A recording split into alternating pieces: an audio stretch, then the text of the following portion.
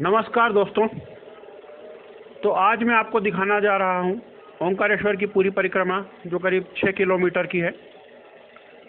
तो ये ओंकारेश्वर मंदिर जो है एक नर्मदा के बीच में एक टापू पर है और टापू के सामने से लेकर पीछे तक की पूरी परिक्रमा जो करीब करीब 6 किलोमीटर होती है उसका मैंने फुल वीडियो बनाया है। ये देखिए, ये बांध बना है। नर्मदा नदी पूर्व से पश्चिम की ओर बहती है लगभग 90 डिग्री के अंश से और विंध्याचल और सतपुड़ा पर्वत श्रृंखलाओं के बीच में से होती हुई करीब 1300 किलोमीटर का सफ़र तय करती है। पूर्व में अमरकंटक से होते हुए गुजरात में खंभात की खाड़ी में जाकर समुद्र में मिलती है। और ये परिक्रमा के बीच का स्थल है। शंकर जी की मूर्ति बनी हुई है। मतलब जहाँ से आप परिक्रमा प्रारंभ करते हैं वहाँ से 3.5 किलोमीटर है और यहाँ से आप आधी परिक्रमा से ही नीचे मंदिर पर आ सकते हैं अगर आपसे चलते नहीं बन रहा है या कोई प्रॉब्लम है तो। आगे ये संगम है। चलते चलते हम संगम पे पहुँचेंगे जहाँ से पीछे से नर्मदा की धारा जिसको कावेरी बोलते हैं आकर वापस नर्मदा में मिल जाती है। और ये नर्मदा जो विंध्याचल और सतपुड़ा पर्वत श्रृंखला के ठीक बीच में से होती हुई बहती है, भारत को उत्तर और दक्षिण में बराबर बराबर विभाजित करती है। ये हम चलेंगे परिक्रमा पथ पर, ये जो दिख रहा है आपको यहाँ से।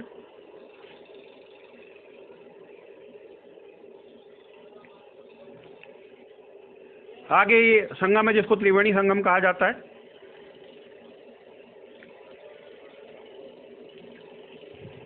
और ये पक्के घाट बने हुए हैं नर्मदा नदी पर पूजा करने के लिए। नाव से आप पूरी परिक्रमा कर सकते हैं। नाव का किराया 1500 से 1200 रुपये के बीच में चार्ज करते हैं नाव वाले। डीजल की बोट है ये।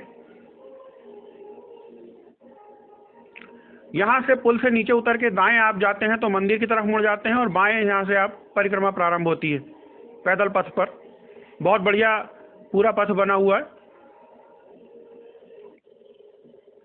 ये देखिए, अभी मैं पुल के ऊपर खड़ा हुआ था, पुल के नीचे आ गया हूँ। यहाँ से परिक्रमा जो है शुरू हो रही है। ठीक नर्मदा नदी के किनारे किनारे चल रहा हूँ मैं।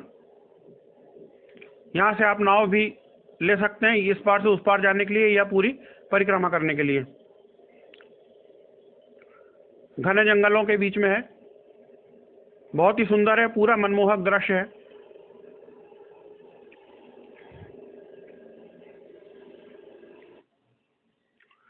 ये देखिए, इस प्रकार का पैदल पथ बना हुआ है। कहीं कहीं ऊंची नीची सीढ़ियां भी हैं, चढ़ाई भी है, उतार भी है। रास्ते भर पक्षियों की चहचहाट।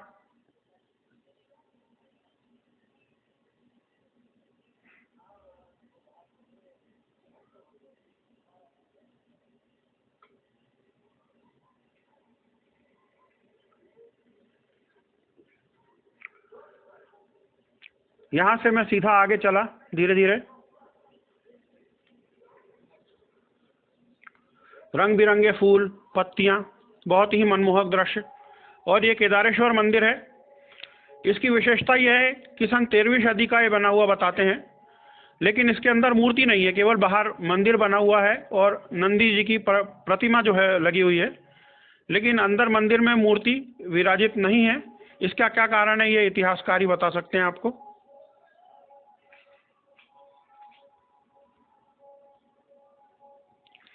यहां से दर्शन करके मैं आगे बढ़ा।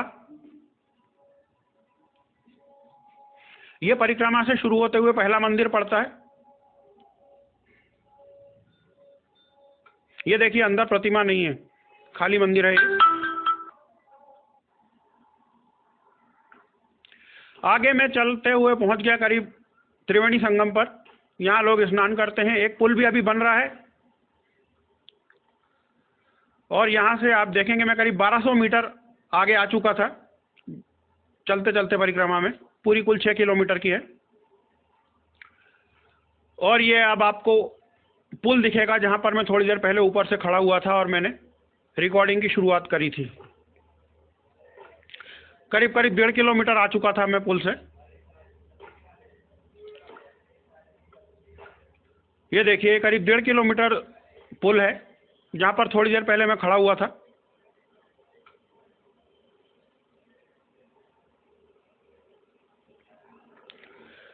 इस बार शायद पतझड़ जल्दी शुरू हो गया है, रास्ता सूखी पत्तियों से भर गया है।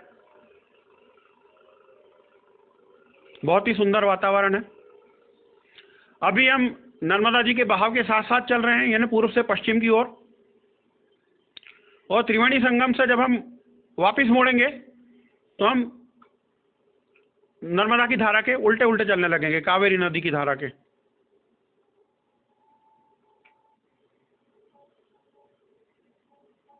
ये देखिए, ये अब हम टापू के अंत में पहुंच गए हैं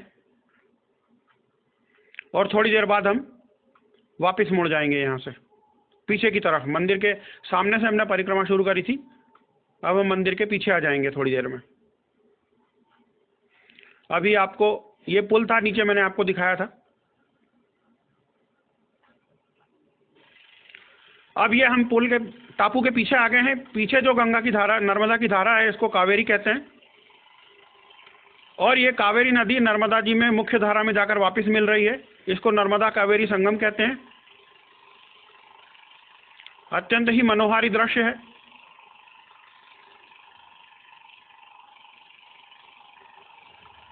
ये घाट बना हुआ है, यहाँ पर आप स्नान कर सकते हैं। मानसून के दौरान यहाँ पानी बहुत ज़्यादा हो जाता है और घाट पर उतरना मना हो जाता है, घाट भी पानी में डूब जाता है नीचे।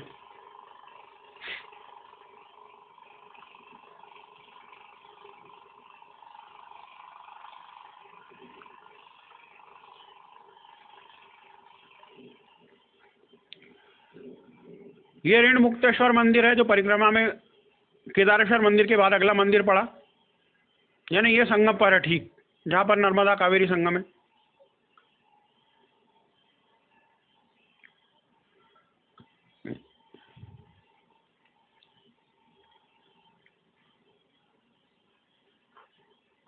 अब हम यहाँ से वापस परिक्रमा पे आगे बढ़े।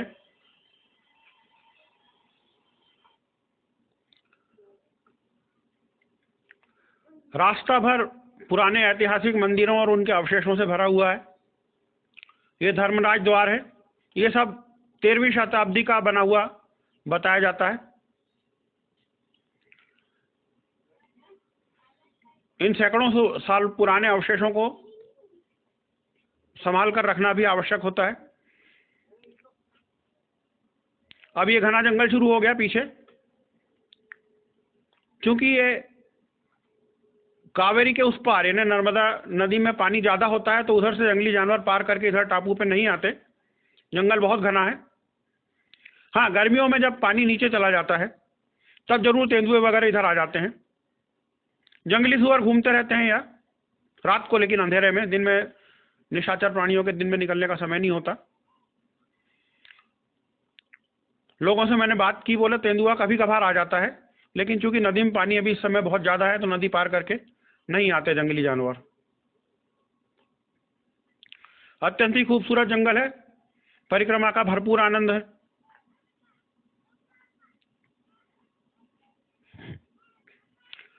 ये सागौन के पेड़ हैं जिनके हरे और पीले पत्ते आपको दिख रहे हैं। अब ये कावेरी की धारा साथ साथ चल रही है।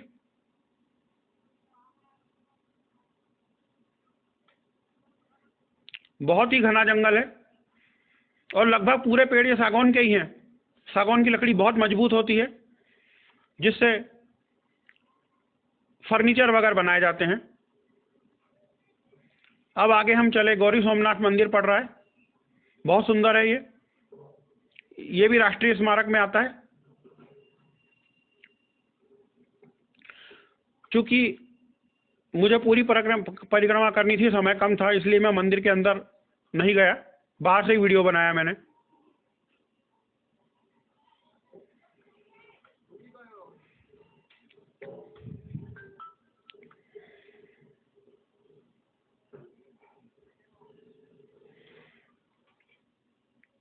अब हम आधी परिक्रमा संपूर्ण कर चुके हैं, 3.5 किलोमीटर। और यहां से मैंने आपको बताया था, मंदिर के पीछे से वीडियो लिया था पुल पर खड़े होकर मैंने, कि अगर आप थक गए हैं या चल नहीं पा रहे हैं या समय कम है, तो इस मूर्ति के नीचे पीछे से सीधा एक रास्ता नीचे जाता है, जहां से आप वापस मंदिर पहुंच सकते हैं, जिसको आधी परिक्रमा कहा जाता है। अभी हम वो रास्ता भी देखेंगे। शुरू में मैं पुल के ऊपर से खड़े होकर आपको मूर्ति दिखाई थी मैंने।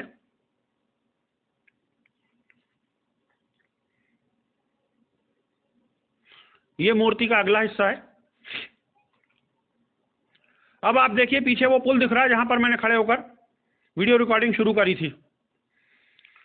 तो ये परिक्रमा का आधा रास्ता यानी करीब 3.5 किलोमीटर है। यहाँ से आप सीधे नीचे पहुंच सकते हैं। इसको अर्ध परिक्रमा बोला जाता है। सूरज डूब रहा था मगर मैंने परिक्रमा जारी रखी, आगे बढ़ गया, मैं नीचे नहीं गया।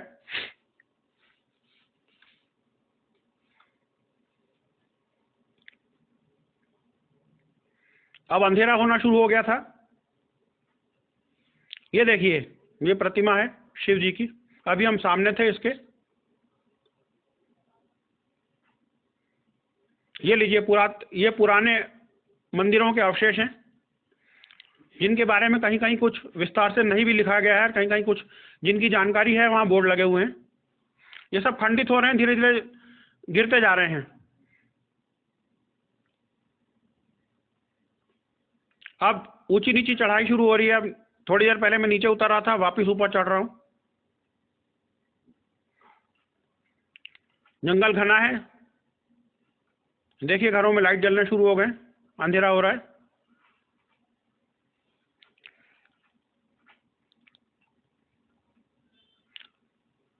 चांद सूरज द्वार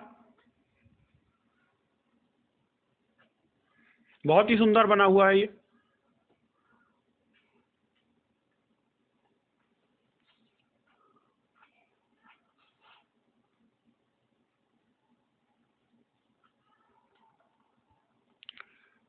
अब हम टापू के दूसरे सिरे पर वापस सामने आ गए हैं मंदिर की तरफ।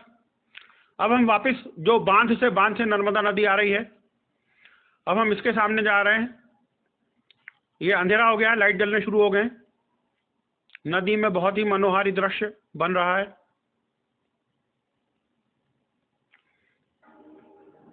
ये देखिए टापू के लाइट भी जल गए हैं। नीचे धारा में रंगीन रोशनी के प्रतिबिंब दिख रहे हैं आपको।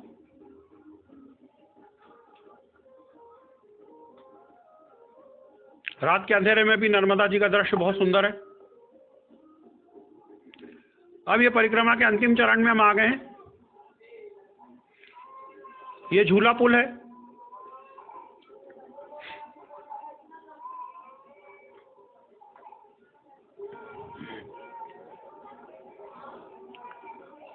झूला पुल से भी आकर आप मंदिर में दर्शन कर सकते हैं।